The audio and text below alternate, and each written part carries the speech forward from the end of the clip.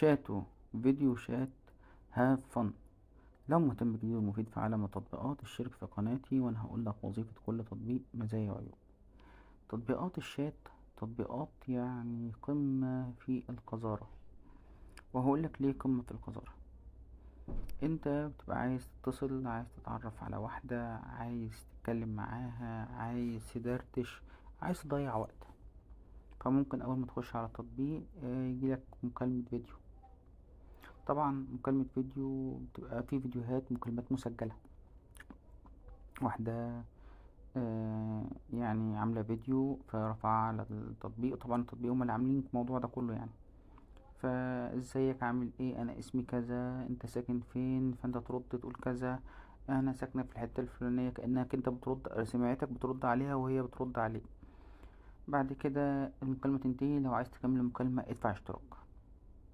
طيب، في تطبيقات تانية من غير اشتراك، ودي تطبيقات برضه يعني ايه، صعبة جدا ويعني مدمرة جدا. هتلاقي واحدة على التطبيق عمالة تقلع، عمالة تعمل إيه، بعتلي اكلمك، اديني رقم اللينك بتاع الفيسبوك بتاعك، اديني التليجرام بتاعك، اديني. تقول لها ماشي، تكلمك، تقعد تتعرق قدامك في الفيديو حتة حتة، لا انت كمان عري نفسك قدامي، مش عارف ايه، وانت يعني ايه اهبل وبريالة، وتيجي معري نفسك قدامها ومفرجها عليك وعلى جسمك وعلى كل حاجة.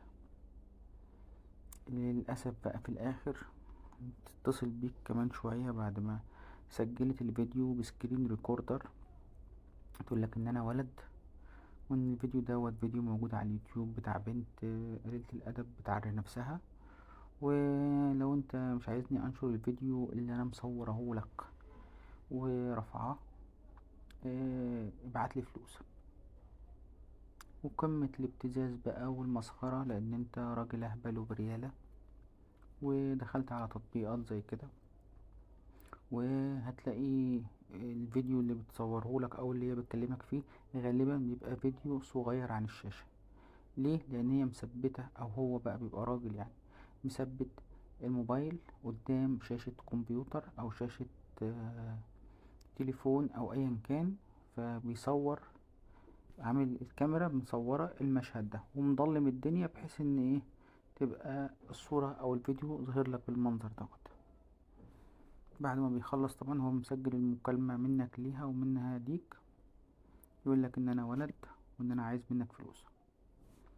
وتلاقي بقى ابتزاز وتقول ندم على اليوم اللي انت دخلت فيه عشان تعمل شات مع اي بنت.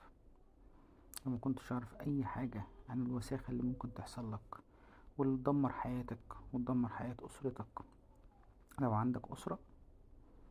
خصوصا بقى لما ايه تعرف تخش لك وتوصل لك عن طريق رقم موبايلك، فتخش على مواقع التواصل بتاعتك، فتعرف مين قرايبك، مين اصحابك، مين معارفك، وتبعت الفيديو بتاعك اللي انت فيه كنت في منتهى الهبل، وعريت نفسك لمجرد واحدة بتقولك انا بعري نفسي، يعني انت كمان عري نفسك.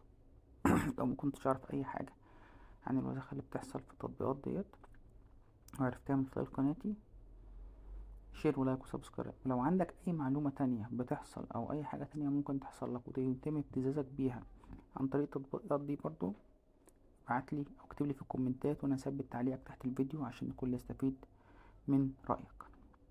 اشوفكم على غير في فيديو جديد. السلام عليكم.